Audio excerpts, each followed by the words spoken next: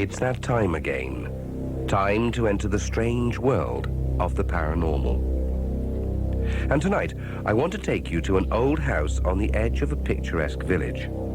For obvious reasons, I'll not identify the village, as the present owners of the house wish to remain anonymous. Anyway, the house is in fact an old vicarage, although the church which used to stand next door has long been demolished, and the graveyard has been deconsecrated and removed. About 5 years ago, the present owners moved into the house, which was in a rather dilapidated state and needed a lot of work doing on it. Let me describe the house. It was a large early Victorian building on 3 floors with extensive cellars under it.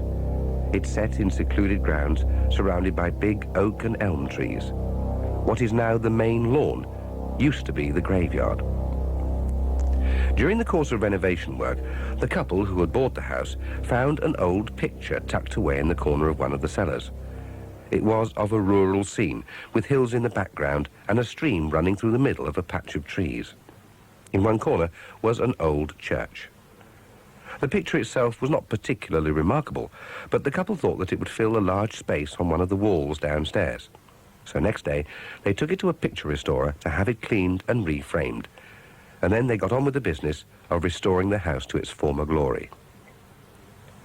Well, it took them over a year to complete all the work on the house, but when they'd finished, they were justifiably proud of their efforts. And the picture which they had found in the cellar had cleaned up so well that they decided to put it over the fireplace in the main sitting room. 2 nights after they had hung the picture in the sitting room, the couple were asleep in bed when, at about 2:30 a.m., they were awoken by a crash. Thinking that they had burglars, the man put on his dressing gown and went downstairs to investigate. After a thorough search, he found no signs of a break-in, but what he did find was that the picture hanging on the sitting room wall had come off the wall and was lying on the floor near the middle of the room. He thought that it had perhaps sort of bounced there, but he didn't dwell on it too much. He just put the picture back on the wall and went back to bed. About 20 minutes later, there was another crash, and again the man went to investigate. Only this time, he went into the sitting room first in case the picture had fallen down again. And sure enough, it had. So he picked it up, and thinking that there must be a weakness in the wall, he propped the picture up against the window and retired to bed again. There were no more disturbances that night. The next morning, which incidentally was a Saturday, the man checked the hanging of the picture, and although he found nothing wrong with either the hook in the wall or on the frame, he changed them for stronger fixings just in case.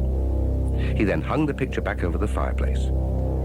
But as he was adjusting the picture, he noticed a mark in the middle of it, like a sort of smudge. It wasn't on the glass, it was actually on the picture itself. Thinking that perhaps there was a fungus or something growing on the picture, he decided to take it back to the restorer to have it put right, which he did 2 days later. When the man went to collect the picture from the restorer, he was told that there was nothing organically wrong with the picture. There was no evidence of fungal growth or decay, but he also was mystified by the dark smudge in the center of the picture. He could only describe it as a sort of after-image caused by perhaps being painted over many years ago, and the restoration work had maybe removed a layer of paint and revealed it. Although he couldn't understand why he had not noticed it when he had done the original work on it, he nevertheless offered to x-ray the picture, but the man decided that it wasn't important, and in any case, it was too expensive for what it was worth. However, he did ask the restorer to see if he could find out who painted it, just for curiosity. Several weeks later, during which time there had been no disturbances in the house, the man was informed by the picture restorer that his painting was by a lesser-known Victorian artist named Peter Temple, and the picture was called Mistress Hoxley. It was only worth a couple of £100. That night, the couple were again woken by the crash. And this time, they immediately knew that it was the picture falling off the wall. When the man went downstairs, he found that they were right, or at least nearly right. Because this time, he found that the picture was in the corner of the room, as if it had been thrown there by an unseen force. And when the man went to pick it up, he noticed that the strange smudge in the middle of it had grown and had taken on a definite shape. In fact, it was as if it had been freshly painted there. The detail was so good. It was of a small figure, an old woman, dressed in 17th century clothes. She was looking out of the picture as if over her shoulder, and at her feet was what looked like a small animal, a cat, for example. For some unaccountable reason, as the man looked at the figure, he experienced a feeling of fear. But he took no notice of it. He just put the picture against the chair again and turned to leave the room. But as he crossed the floor, he was suddenly brought to an abrupt stop by the sight of a woman standing by the door. At first he thought it was his wife, but he rapidly knew this was not the case. For the woman was small, about 5 feet tall, and was dressed in strange clothes reminiscent of the 17th century. And at her feet was a black cat. She was surrounded by a reddish glow which seemed to throb like a heartbeat. He demanded who she was, but he got no reply. He was about to speak again when, quite without warning, the cat, which was sitting quietly at the woman's feet, suddenly jumped at the man. It landed on his arm and sank its teeth into his dressing gown. If the material hadn't been so thick, it would have caused a nasty injury. As it was, the cat's teeth just grazed the flesh. The old woman then seemed to say something to the man, and both she and her cat just disappeared. When the man had recovered from the shock, he staggered upstairs, not really believing the evidence of his own eyes. He told his wife nothing of what had just happened, and by the next morning he mentally put it down to a nightmare. Until, that is, he found a tear in the sleeve of his dressing gown and 2 small pinpricks on his forearm, like teeth marks. The man was determined to find out what was going on. So at the first opportunity, he consulted the local vicar, and on the pretext of local research, asked if he could have a look through the old parish records. And there, under the date the 18th of September, 1675, he found an entry which recorded the death of one Mistress Edith Hoxley, who had died in the course of an investigation into whether she was a witch or not. She had been buried just outside the confines of the church graveyard in unconsecrated ground.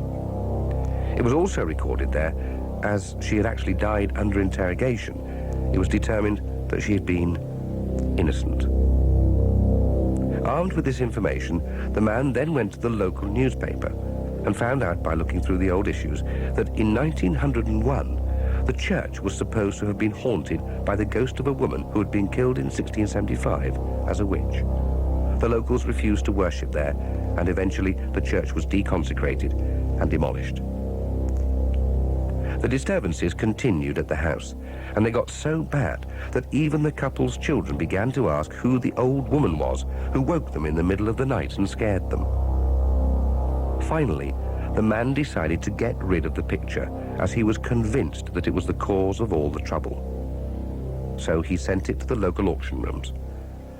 And after that, nothing more happened. Except, that is, until he came downstairs one morning and found, scrawled over the mirror which he had put on the wall in place of the picture, some spidery writing which spelled out the name Hoxley. And in the center of the mirror, he noticed a small, dark smudge, not unlike the figure of an old woman with a cat at her feet. It has defied all attempts to remove it and serves as a constant reminder of the time that the family came into contact with someone or something not of this world. And the picture? Well, it was sold at the auction, and its whereabouts are now unknown. But if you ever come across an old painting depicting a rural scene with a church in one corner and the figure of an old woman and her cat, check who painted it and what the name of the picture is. If it's called Mistress Hoxley by Peter Temple, take care. You might be getting more than you paid for.